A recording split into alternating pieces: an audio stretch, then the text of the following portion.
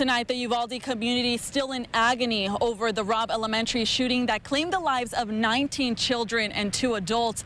Family members are speaking out on this tragedy, which they say could have been prevented. Behind me are still some of the commercial trucks that are waiting to get inspected. Now, the city of FAR says that the truckers that were blocking the entrance on the Mexico side has been cleared. The cold blast is already raising concerns about whether we could see a repeat from last year's power outages. The road here at Robb Elementary and Uvalde is still closed as police continue to investigate the motive of the shooter that killed 21 people. Supply chain issues and the creation of jobs was a hot topic today during Governor Greg Abbott's visit to the Port of Brownsville. Beto O'Rourke is here in McAllen urging people to go out and vote ahead of the March 1st primary elections. We're here at the Special Olympics and the heat is not stopping these students from participating. As you can hear behind me, they are participating in the track and field right now. Family members gathered today in Brownsville to protest the execution of Melissa Lucio. She is scheduled to be executed on Wednesday. 3 teens were charged today for the murder of a 43-year-old man. The search for remains of 1-day-old baby Malachi is done.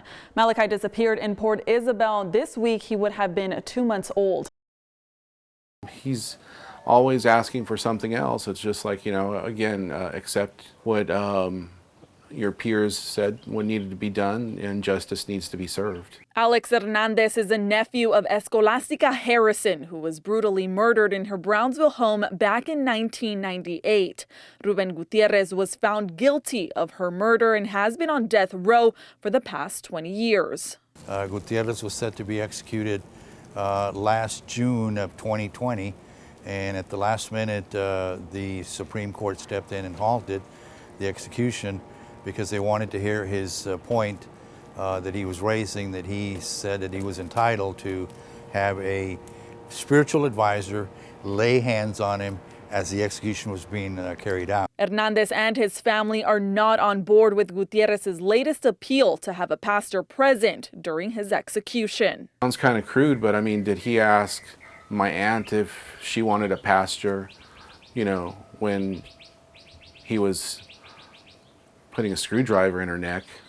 While the Supreme Court has not made a decision on Gutierrez's appeal, the DA says it could be granted. Other inmates that are set for execution will make the same claim.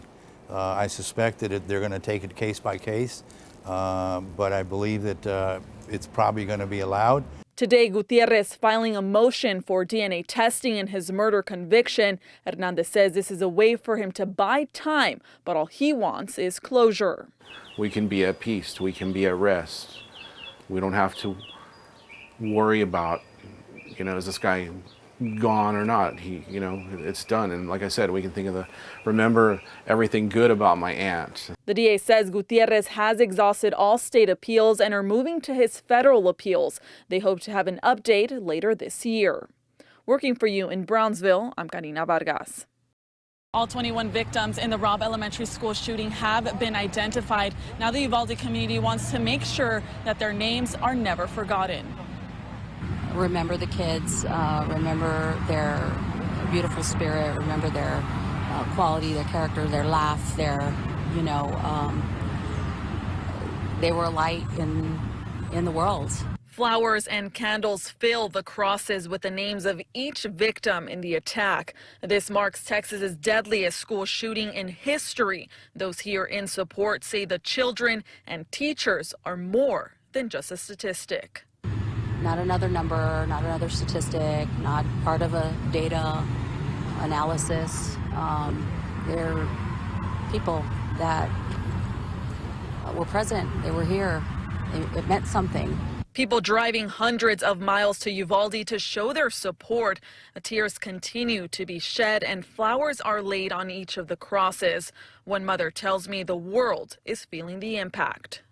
Especially for me as a mom of 3 boys, 2 are in school. It's heartbreaking for them as well. Seeing them ask questions like why. The main message shared for the community in Uvalde is that there is strength in numbers. They want to make sure those impacted by this tragedy know they are supported. Remember the kids and just show the whole community that we love them and we're willing to stand out here and show people today that we're here for them. It's been an intense 3 days here in the community of Uvalde. Now, people from all over the states are remembering their names. Some trucking companies on the Mexican side decided, well, we can play that game also. So they barricaded the entries to the FAR bridge on the south side. Judge Richard Cortez tells us the blockades have been removed on the Anzalduas Bridge as well as the ones here at the FAR International Bridge, but that has not stopped inspections from continuing. Because it takes anywhere between 30, 45 to an hour to inspect a truck, continue to be, and obviously that has been a huge interruption in the supply chain between the United States and Mexico. While FAR International Bridge remains busy, one trucker tells me it's impacting their business. Pedro Rivera Hernandez says they're taking in 5 or 6 trucks at a time, which is causing delays of 1 to 2 hours, sometimes even more. Hernandez says he transports lemons, but because of the delays, he says it could bring up the prices at the grocery stores. On Wednesday, Governor Abbott signed an agreement with Nuevo Leon's governor to ease commercial traffic. Judge Cortez is hoping for a similar agreement. Governor Cabeza de Vaca and Governor Abbott will reach the similar agreement as they did in Nuevo Leon. So we're hopeful that we go back to normal, hopefully as early as Monday.